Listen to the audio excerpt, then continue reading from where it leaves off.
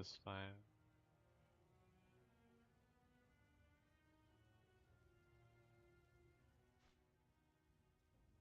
Attack is mouse. Prosthetic tool.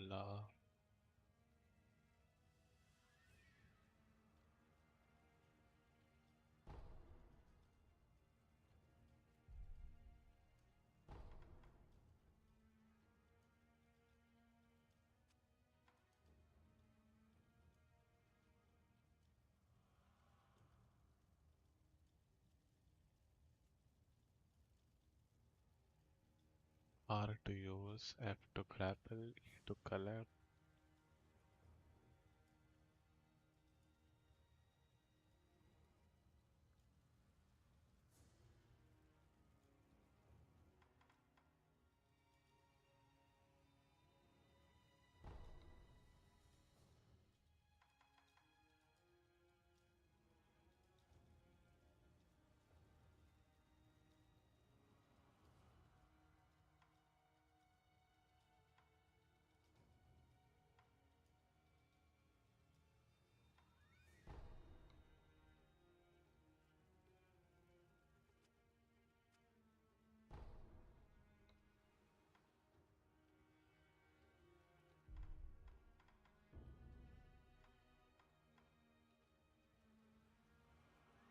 Halt.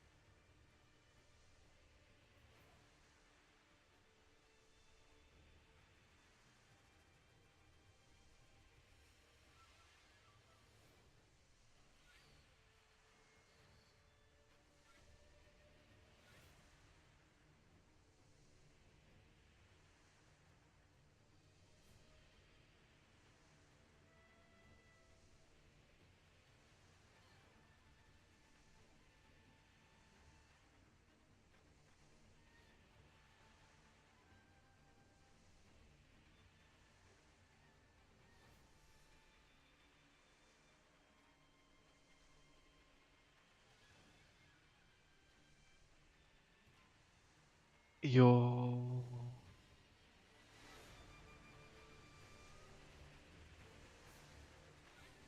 You ready?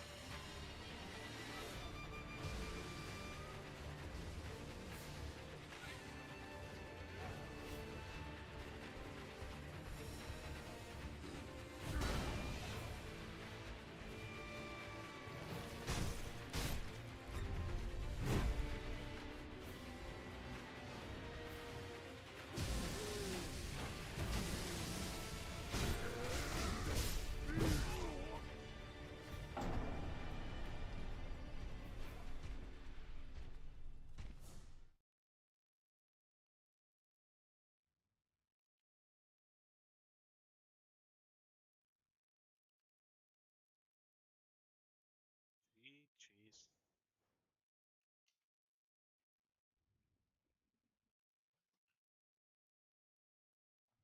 And sisters.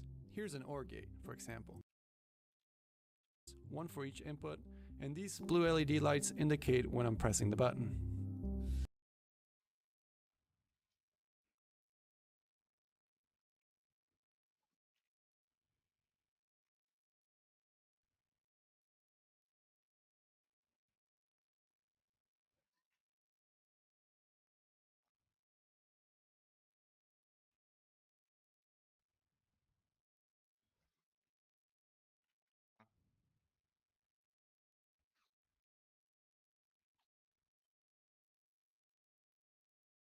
We can make any logic gate out of transistors. Here's an OR gate, for example.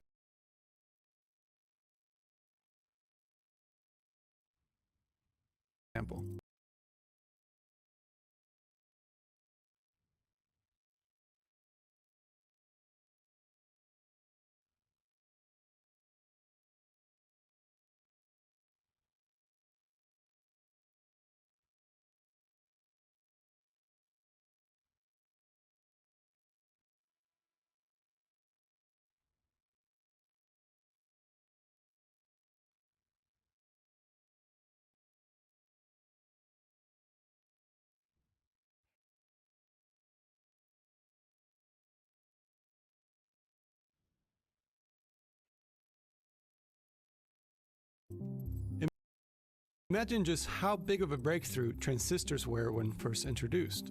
Just to make this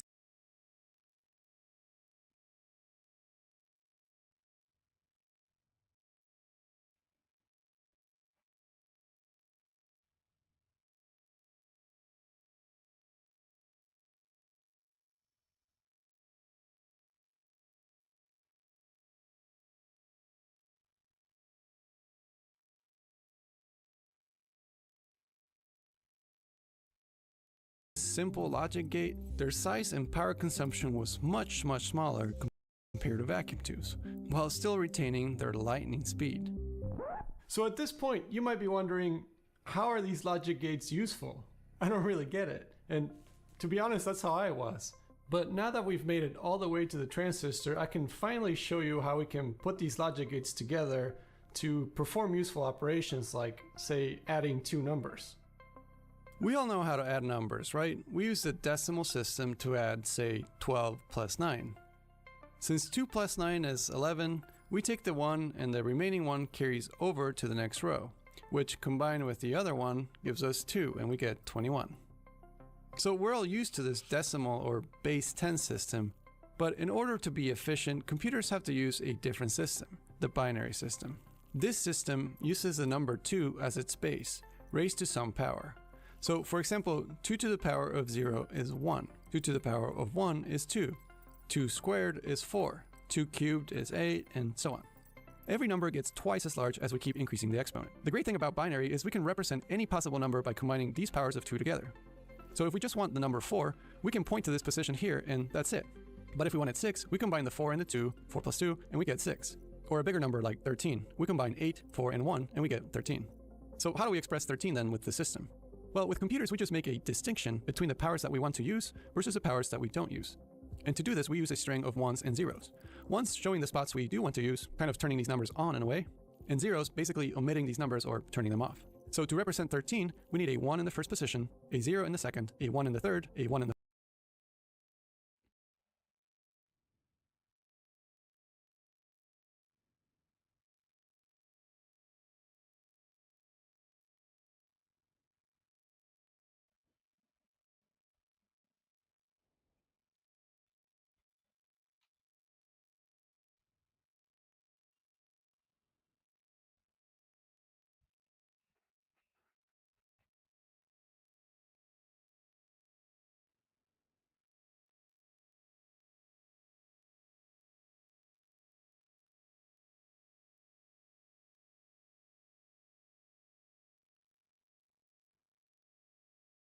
fourth, and a 0 on the fifth.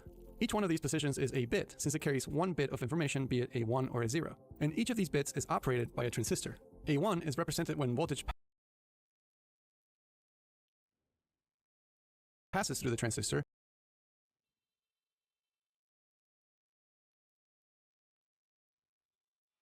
and a 0 when it does not. So now we're expressing 13 as a 5-bit number, using 5 positions, so to speak. Technically, we only need 4 bits to express this number, as this 0 here is not really helping us. But it's not uncommon to have this happen. We could even express 13 as an 8-bit number, or even higher, and we just have more zeros. More bits just allow us to express higher and higher numbers, so yeah, they may seem like a waste when representing smaller numbers. For practice, let's look at 4-bit strings, and strings is just a name for these bits in a row. We can count all the way up to 15 using 4 bits. Expressed in binary, here's 1, 2, 3, 4, 5, 6, 7, 8, 9, 10, 11, 12, 13, 14, and 15. Binary is definitely kind of weird at first, but then you start to realize how efficient it is. After all, we only need 4 little bits of information driven by 4 transistors to express up to 16 numbers in this case, including the number 0. Don't forget, 0 is one of the options. So now that we understand how numbers are expressed, let's go back to our original example and add 12 plus 9 using binary. To express 12, we combine the 8 and the 4, giving us the 4-bit binary string 1100. And here's the number 9. We combine 8 and 1, giving us 1001. We can add these together by putting them on top of each other, just like we did with normal addition. So here, 0 plus 1 equals 1. 0 plus 0 is 0. 1 plus 0 is 1. And here, 1 plus 1 is, of course, we know it's 2, but there's no such thing as 2 in binary, so you can think of this as getting 10 on your base 10 addition. You have to carry over one spot, and you get this. This is the number 21. And notice we had to use 5 positions or 5 bits, because with 4 bits, we could only count to 15. So we did this all manually to show the process, but now the question is, how do we design a computer that can compute this for us? Let's take a look at this first operation, adding 2 bits from the same row together. We already showed how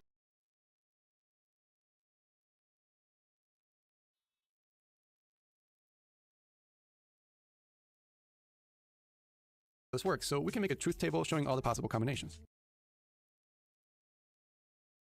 Adding 2 bits from the same row together. We already showed how this works, so we can make a truth table showing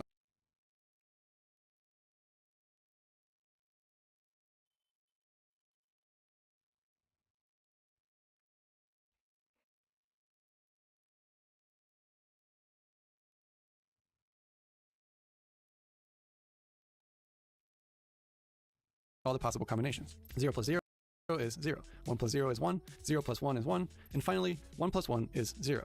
So if you remember, this truth table looks very similar to an OR gate, but this last situation is a little different. We want the output to be 0 when both our inputs are 1. And this actually constitutes what's called an exclusive OR gate, or XOR gate, our third major type of logic gate. There are different ways of making an XOR gate, and this example uses 5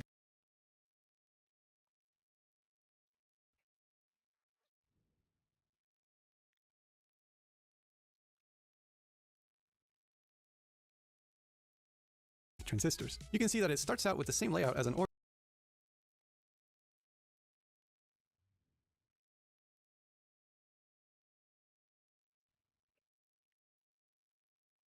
gate, but all this extra circuitry is designed to restrict the path to ground coming out of this OR gate when both A and B inputs are on. And so our truth table matches exactly what we needed to do to add 2 bits together. Let's look at this. So the power is coming from here.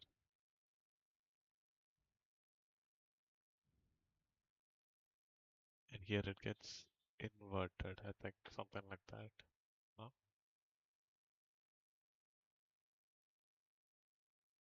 So here the power comes. And if both either of those then it'll get. But if both come it should be 0, right?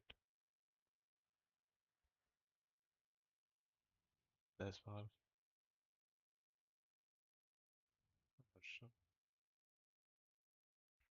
A and B inputs are on, and so our truth table matches exactly what we needed to do to add 2 bits together. Of course, I've gone ahead and assembled the circuit, and you can see that when either input is on, the output is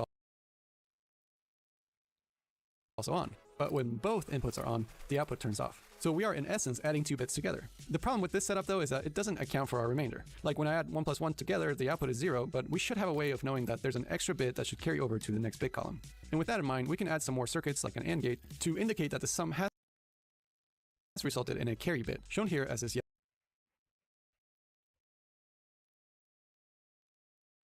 yellow LED light. Now, I want to make a circuit that can add 2 4-bit numbers together, like when we added 12 and 9. And to do this, I would need a bunch of logic gates. It actually gets a little more complicated when you're spanning across multiple bits, and I did the math. I would need 64 transistors to make the Wow, 64 transistors. logic gates for the circuit. We could do that, but it'd honestly be kind of a pain, so instead we can use these little guys called integrated circuits, or ICs. Integrated circuits can house all kinds of things in a smaller platform. For example, this one contains 4 different AND gates within it. Or this one here has 4 different OR gates. So this allows us to minimize the number of components and wiring for all kinds of circuits. I just need 5 of these chips to make the 4-bit adder circuit. And still, it takes quite a bit of wiring to connect this all together. To be honest, I made a few mistakes building this, so there was lots of troubleshooting involved. I also had some silly issues with some wires just not making good enough contact with the breadboard, which was a bit of a headache, but in the end, I finally got it to work, and I felt this was definitely deserving of 2 thumbs up. I'm using these dip switches to input our 2 separate 4-bit numbers into this adder. So here I have 1 plus 1 equals 2. Then That's the output, which is 5-bit. Okay.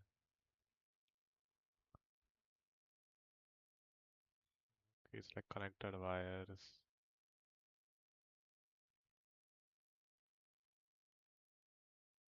It's just 1 bit adding on this digit. And it takes in the remainder. That bit reminder, and then it outputs that, and then it takes in the remainder. Again, you're gonna have to use multi. 3 plus 3, which equals 6. Or like in our example, I can input 12 plus 9. 12 is again 1100, so I set the switch is that way, then 9 is 1001. And after I get that input, we can see that the result is 10101, which is correct. That's 21. I think this is a good demonstration of how we go from transistors to logic gates to something useful.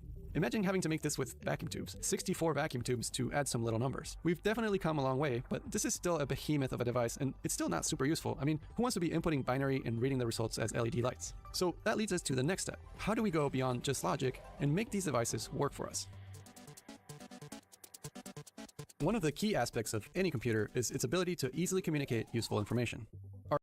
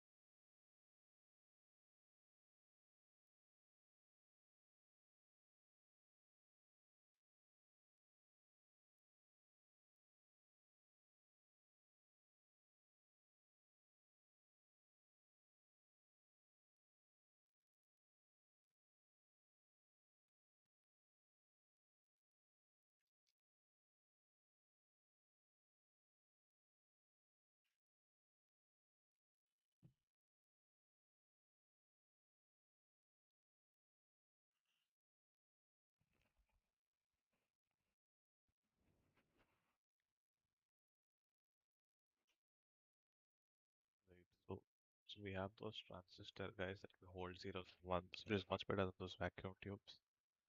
I use them in logic gates. Like that, we use them to add. We want them to do much more. Our little 4-bit adder is not very good at this. But take a look at this, the world's first calculator. It could display the results using these nice numerical displays. These are called Nixie tubes, and personally I think they're really neat. We've got 10 digits, 0 through 9, all formed in wire like a filament kind of. But unlike a LiPo filament, it's not the filament itself that glows, but the neon gas right next to it due to some crazy science of the electrons flowing from the filament to this mesh. So to make these work, we just have to apply voltage from the mesh to one of the digit filaments. Each one has a different pin at the bottom. Unfortunately, these take a lot of voltage, like 85 volts DC just to turn on. My DC power supply doesn't even go that high, so I use this variable transformer and the bridge rectifier we made in the last video to get higher voltage DC. If you haven't seen that video, I've attached the link in the description. With this much power, you'd have to use a bunch of relays just to drive the digits, which I mocked up so you can see it in action. Mine only counts up to 5, but you get the idea. As interesting and mechanical as all this is, it takes up a lot Captive add. So this video is actually done. Let me subscribe.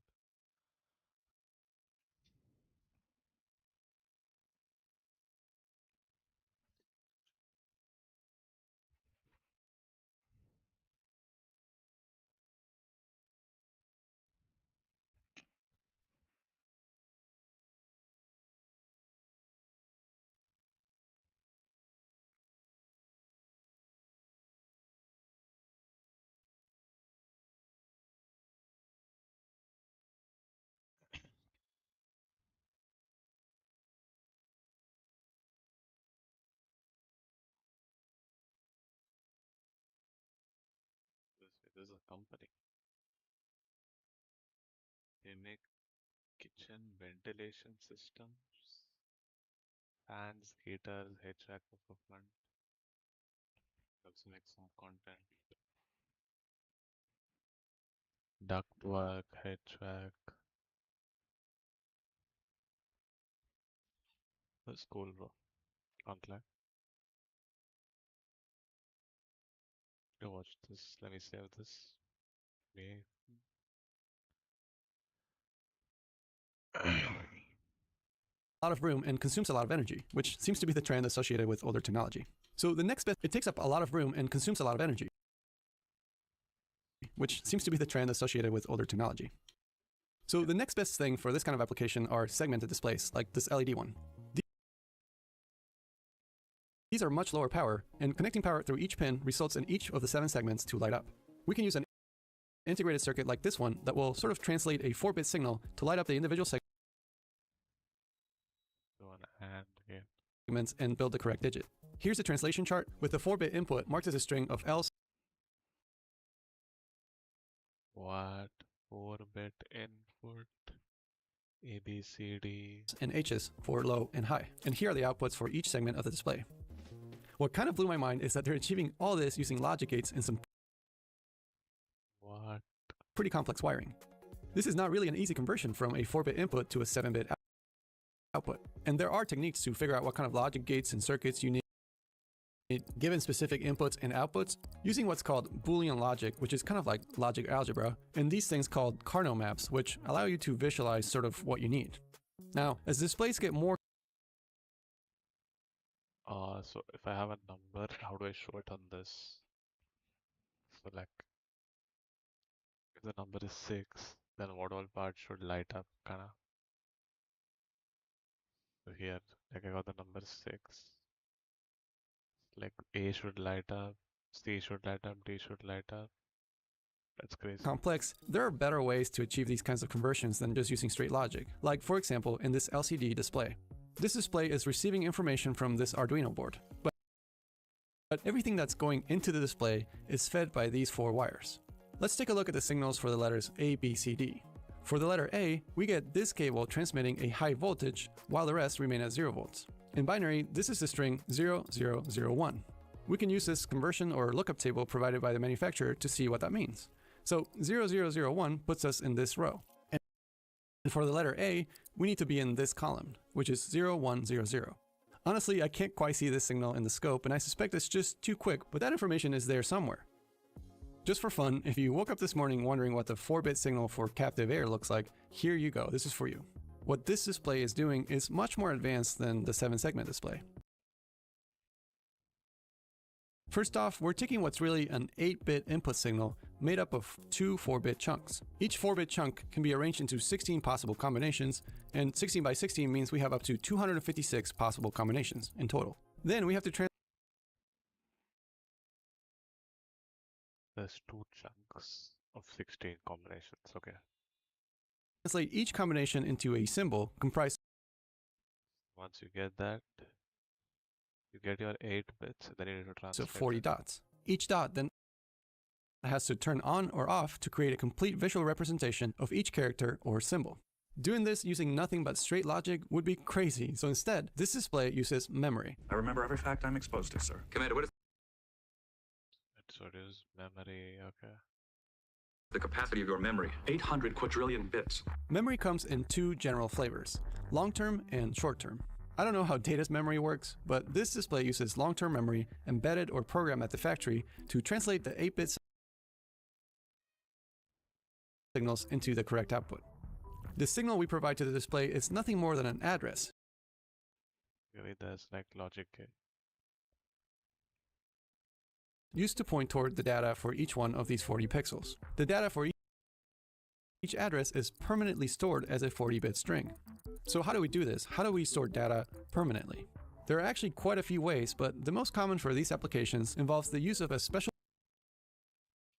is permanently used to point toward the data for each one of these 40 pixels. The data for each address is permanently The data for each stored as a 40-bit string. is stored as a string, okay. Character data. So how do we do this? How do we store data permanently? There are actually quite a few ways, but the most common for these applications involves the use of a special transistor called a floating gate MOSFET. Let me just give you the basics. This transistor allows for Is the transistor for storing data. Okay, so like there are some bits that I just want to keep stored. like in my RAM or in my SSD. This is floating gate transistor. Current to flow or not So it uses a floating gate. floating gate MOSFET. Let me just give you the basics. This transistor allows for current to flow or not flow, just like with our transistor from earlier, and Yeah. this is controlled by this circuit here. Once again, it has a control circuit. In this normal condition, if we apply a low voltage across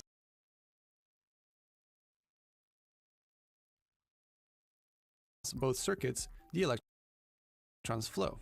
We can read this flow, resulting in a logic Yeah. If we apply, a low voltage across both circuits, so both are on. the electrons flow. We can read this flow, resulting in a logic high or 1. However, Yep. when we provide higher voltages across the terminals, we can cause electrons to become trapped here in the floating. However, when we provide higher voltages across the terminals, we can cause electrons to become trapped here in the floating gate, potentially forever.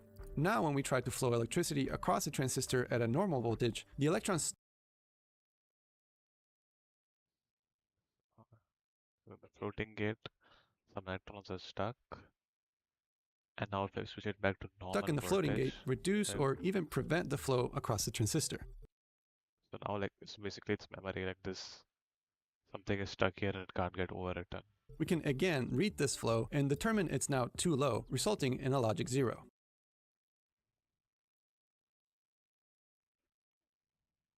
We can again read this flow and determine it's now too low, resulting in a logic 0. If we wanted to reset the transistor, we could apply specifically high voltages again, across I'm both probably circuits, high. attracting and releasing these electrons back into the body. So in essence, by controlling the presence of electrons in this layer, we can allow the transistor to flow or block this flow permanently or until we decide to change this. Memory that uses these floating gates is called flash memory. Like I use so it's a bit wrong. So like with this flash memory card, because I want to store some exact data, I'm not permanently. So here I use a transistor that gate. So like when I'm storing, I increase the voltage of the control, so electrons get stuck in that floating gate.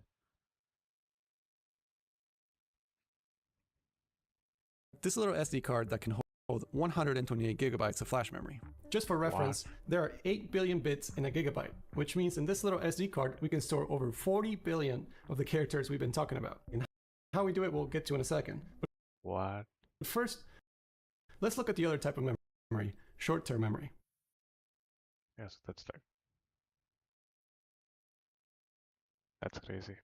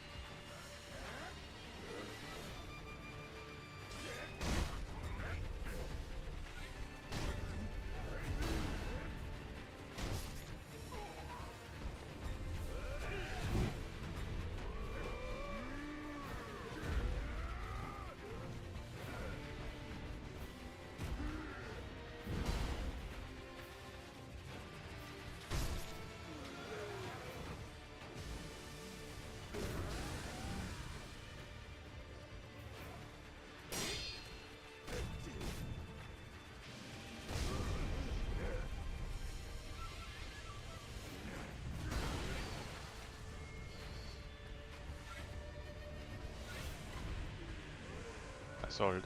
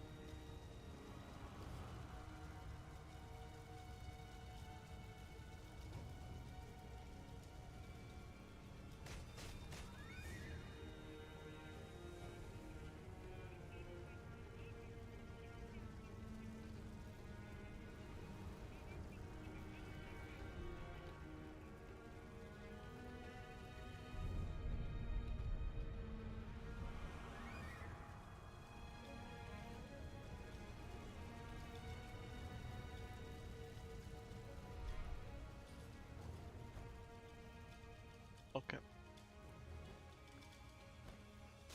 Let's go.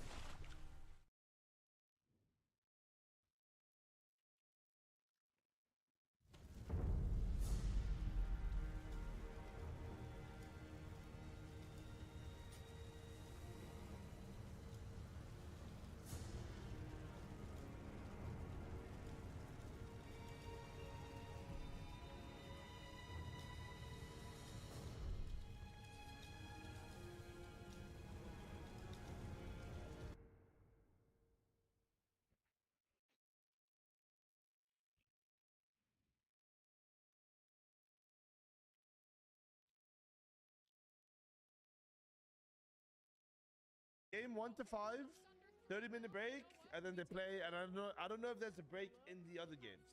Actually, let me check the schedule. Let me check the schedule because I got sent the schedule, so maybe they have a specific schedule.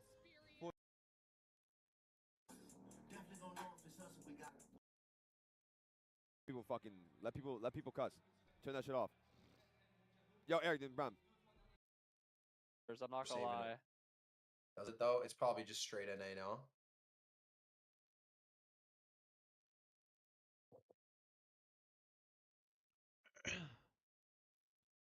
WAI, shout out AI. Okay, so he's Peter in first. He's Vico in second, though. He's Sharkantini in third, like we do. We have Cold the Rapids same. We Valid, have the Acorn same Bullets. top 7. Yeah. No, we have Pablo. No, we have the any same possible? exact top 10, except Besides Faded. Darm and Yeah. D-Moose over these guys. Yeah. Yeah.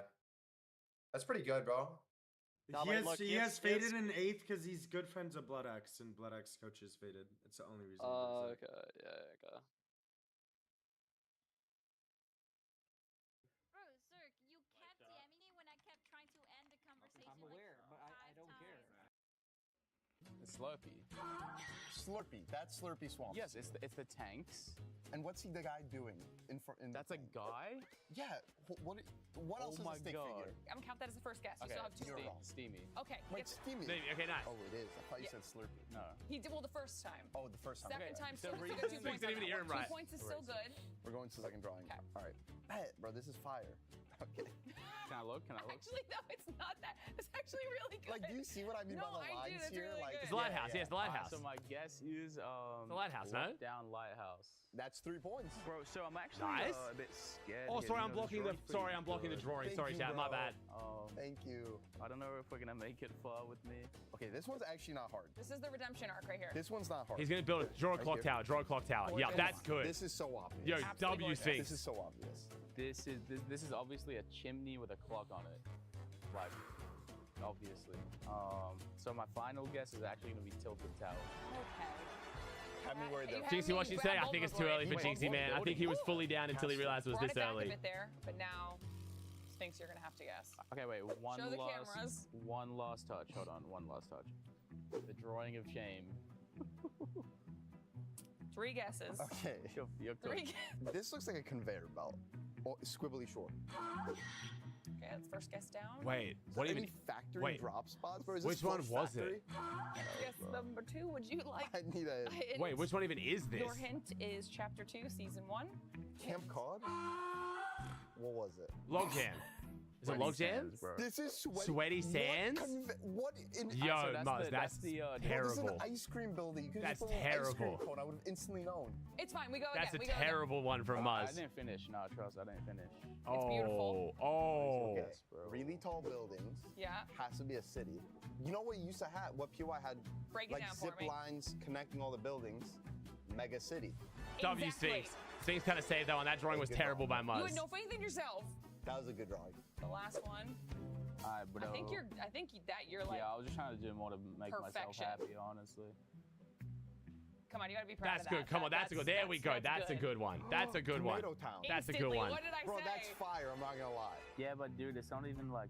Bro, did you see my Tilted Towers How are you one? critiquing your own art There you right come, now? right there, I you instantly Nikki. was able to tell. So Muzz and Sphinx. That was a good one. That's smart. That was a good one. Thank you for joining us in the drawing challenge. You guys crushed it. Just wrapping up. Dude, it's Yeah, so we weird going live crushed and it, hearing bro. my Good daughter job. have her Did bath in the room absolutely next to crush me. it. W. She's Thank like you. yelling and having the time of her What's life. up, guys? Monster D-Face here, and today we're doing What a is fun this start segment time, with man? Peter Bonampoyo called Ooh. "How Well Do You Know Your Teammate?" I'm gonna hand you I guys think we already watched this. each one of these. Have we already watched this What I'm segment? gonna need from y'all after I ask you a question is to write down the answer, and when we reveal it, we'll see how well. Okay, you we know already your watched this one. teammates. Okay, let's look at drop match time. We already watched this segment. All right, let's watch some drop. Let's look at drop match. So, Elite Stronghold first 5 matches. The rest are on Slurp Rush. So realistically, if you're going to be good at one or the other, you want to be better at Slurp Rush today, because that's where match point is going to be decided. I think match point is going to take roughly about 11 or 12 games. In both the groups, it took about 8 games to get to match point. I'm thinking it's going to take at least a few games once teams are on match point, especially if things get a little bit griefy. But we'll see. So this is the Elite Stronghold drop map. Pete Poyo uncon on the whole. POI looking great. We have a triple split down here on the South PY, but this probably will be a split. I don't know if they're going to fight this. I think they're probably going to split it because this has more than enough loot to split. So we got Khan, Muzz, and Sky. And then we've got Izzy versus Victor V. We got Goofy versus Swizzy. Vico versus Salvatore, which is really rough for Vico Malapuka because this you can split, but it's going to be a lot harder. This is looking interesting for Vico. Vico's one of my favorites to do well today. Mumsy versus Damus. And then Shark and Tini got this whole section down here. So Shark and Tini realistically have all this loot, though, because there's a split here and a split here, and no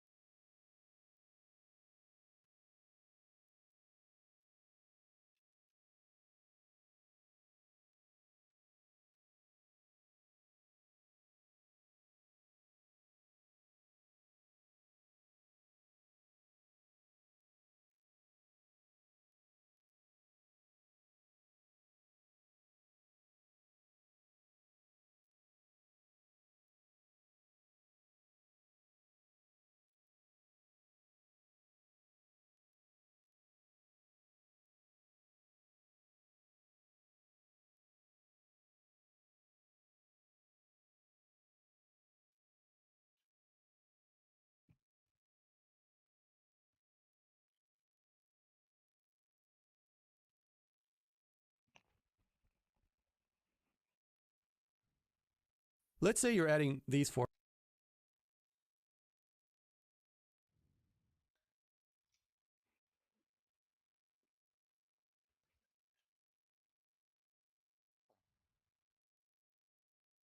numbers. Let's look at the other type of memory, short-term memory. Let's say you're adding these four numbers. Maybe the computer can only handle adding two numbers at a time, right? Like with our adder. So it will add these two, then it will remember this number, load it, add it to the next, then remember that number, load it, add it to the next, and so on and so forth. We could, in theory, hold these numbers in long-term memory, but that would be painfully slow. With flash memory, it can take a few milliseconds to access and read or write data, which in computing terms is quite an eternity. But with short-term memory, it's a nearly instantaneous process. So let's see how it works. So far, we've only been talking about logic gates in a linear fashion. But interesting things happen when you feed the output of a logic gate back into its input. Take this OR gate at the most basic level. If we wrap its output back to one of its inputs and provide a 1 to its other input, its output will stay as a 1 even after I let go of that other input. A 1 to its other input, its output will stay as a 1 even after I let go of that other input. And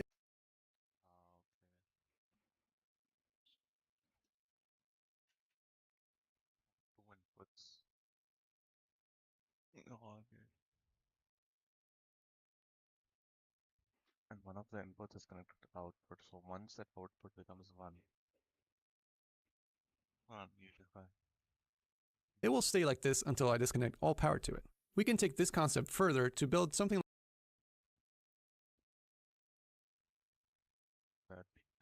like this data latch.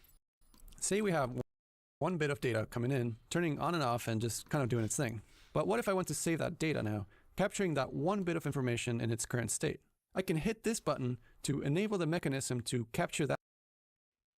Button 1, save it, and I use the write enable. That slice in time, and there you go. Now captured that one in the latch. We've captured, or in computing terms, latched this as a 1. Maybe then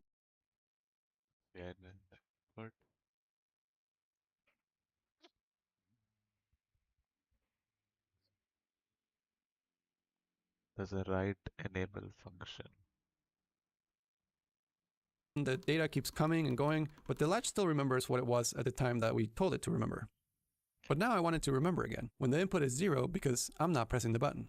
You can see now that it does remember. It stored that moment in time as a 0. So this data latch uses logic gates to store data as either a 0 or a 1. And 1 bit might not be so useful, but we can scale this up. For example, we can put 8 of these together in a row, making what's called a data register that stores 8 bits, which is also the definition of 1 byte. This is one way to do it, but generally the best way to scale memory up is to use a grid configuration like this. Then in order to access a specific bit, we need much less wiring. But how do we access each bit individually? Well, we use addresses again to pinpoint where the data is in the X and Y axis. And when voltage is applied across these two wires, we can use an AND gate to access a specific memory latch and only that latch. This way of packaging memory into a grid is the specific. And when voltage is applied across these two wires, we can use an AND gate to access the specific memory latch and only that latch. An AND gate. Even the address is bits. So I use an AND gate with the row value and the column value. Then power comes in this bit and it accesses this bit. This way of packaging memory into a grid is how we're able to condense so much memory into such small spaces like the SD card. Now that we understand basic logic operations and how to store and access memory, we can start getting into the job of a microprocessor, which is basically like the brains of a computer. When we're talking about a microprocessor or microcontroller, it's a device that has several different components. So it has certain memory components where it stores data, and it also has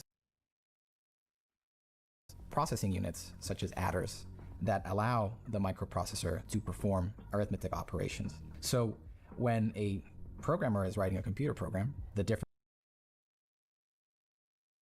components within the microcontroller are the ones responsible for executing those instructions. So we discussed a very simple component, which is a half adder, but from that component you can create adders for multiple digits. Any type of arithmetic operation can be derived from those very simple components. So that's how a microprocessor does the legwork of processing. We have all these billions of transistors. What? That are used to build the logic gates, such as the AND gate that we discussed. And then the logic goes from very high level mathematical components into lower level recursive actions of using these components to make the calculations that it needs in order to execute any given program. Thankfully, when we program computers to perform certain tasks, we're not just writing ones and zeros. Here's a program written by a person in the language called C. This program is designed to print It's a for loop, I less than 50, I plus plus.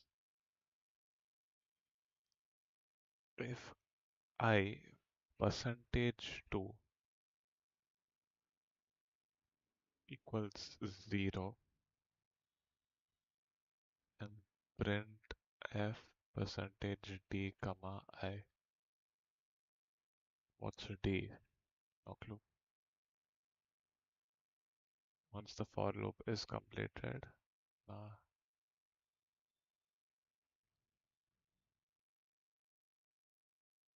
that's a multiplication sign, is it? I think it is. I don't even know, bro.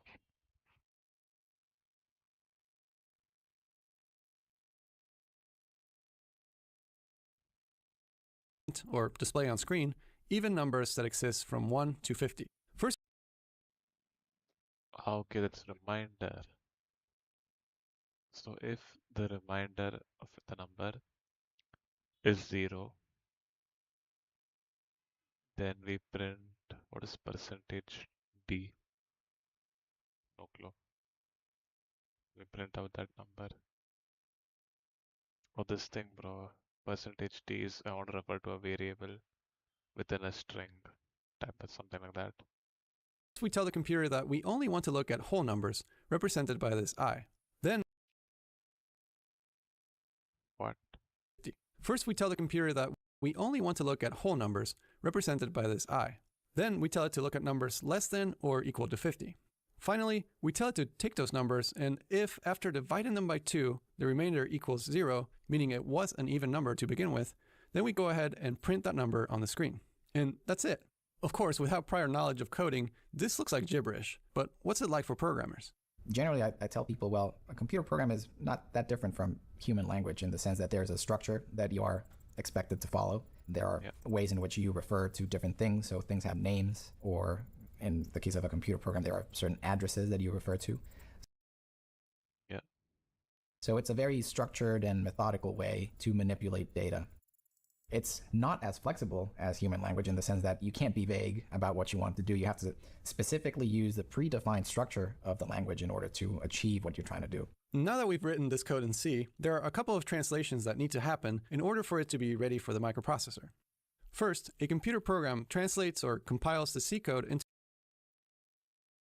Group A qualifier. It was at Summit, and I think a lot of people would agree. Poyo played out of his mind, really put the team on his back in a lot of moments. I want to see Peter but return to his best here on this stage. He talks a big game, and rightfully so, he's the greatest to ever do it. Oh, dude, the fact that like the griefing, oh my gosh. Dude, it's gonna get spicy with the griefing. Now remember, chat, same as always.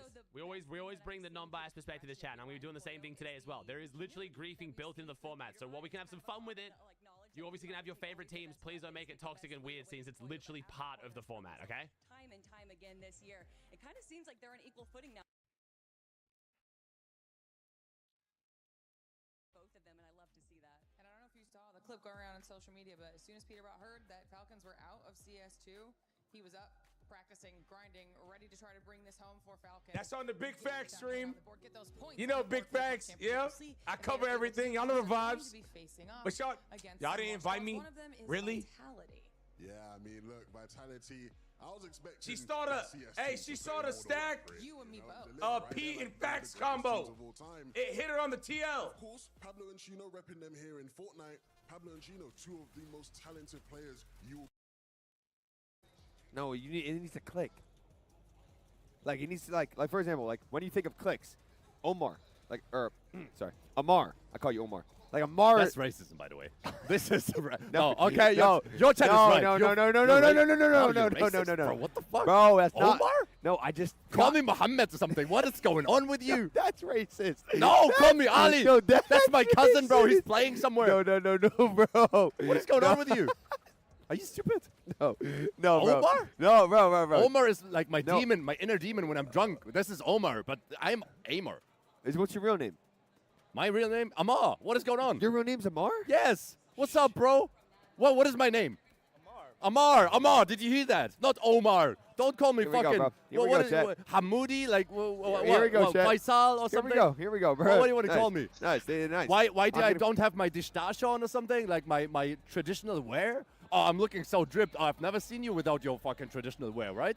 Nice. What is that Cartier, man? You drive a fucking Ferrari. This is my rob me watch. What is that? Rob me watch. Rob me? It's like it's cheap. Like if someone wants to rob me, I'll fucking give it to you. It's $8 grand. It's a rob me watch. Like I'm not gonna wear a crazy watch when there's a whole hell of people around. I'm not trying to get. It's like, yo, cops have guns here. Anywhere. I didn't know that. Wait, I didn't know that. do your cops work at the supermarket or what? Bro, America? my chat was telling me that all the cops have knives and shit. Knives? And batons. Yeah, of course. Yeah, but like I didn't know y'all have guns too. Of course. That's crazy, bro. No, but do you have a gun? No, our people don't have guns. Are you not allowed to have a gun? No. Me especially? That's crazy. Bro, I'm leaving this shit. No, actually, bro. this interview is No, gone. that's not what I- I'm so No, sorry. bro, I I'm meant- so sorry, dude. chat. I'm actually Dude, so no, sorry for no, this no, chat, no, okay? no, dude. For having this behavior here live on stream, okay? Just before a World fucking Cup, okay? Dude. This is crazy. Nice, bro. Here we go. I meant you as in like German, like European. Like Europeans can't own guns. Like for example, me back in Dallas, dude. You got everything. You got fucking vests. You have the whole COD loadout. You know? Me especially, not wearing a gun, right? No, like European. European. Okay. European. Mm. Not like you. Like you. Like no. How do I say? My culture, my whole, you know. Yeah, I wasn't trying to be like that. I meant just Okay. you as a European. Like,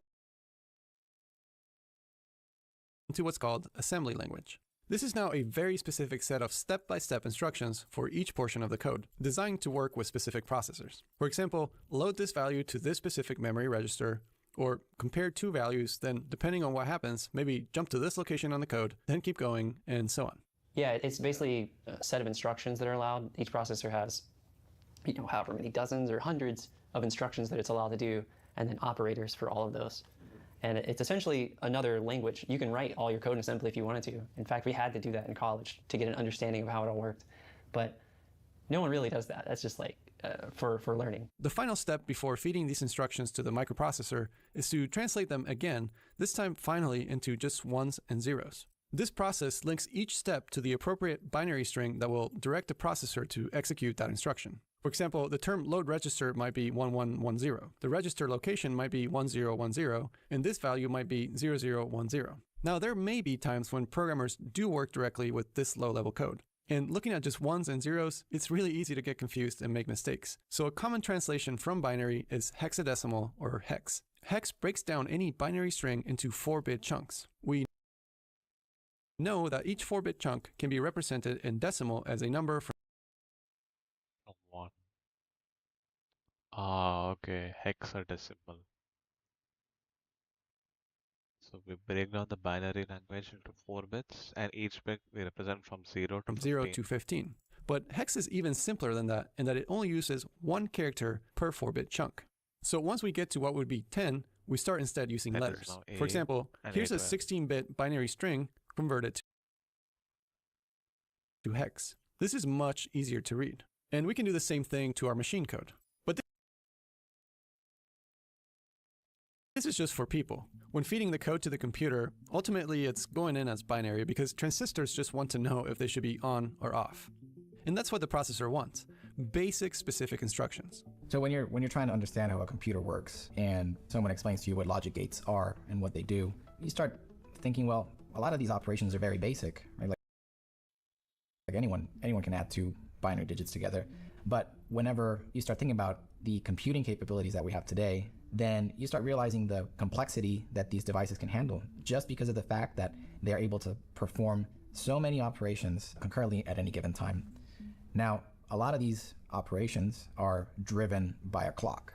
So every time there's a clock tick, that tells the existing components that they need to perform an action. So you get a signal that says, okay, process the next bit, process the next bit, process the next byte.